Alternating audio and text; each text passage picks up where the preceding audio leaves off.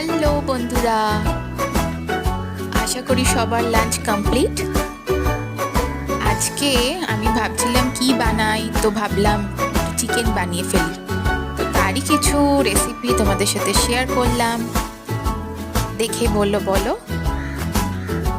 কেমন হয়েছে। টাটা।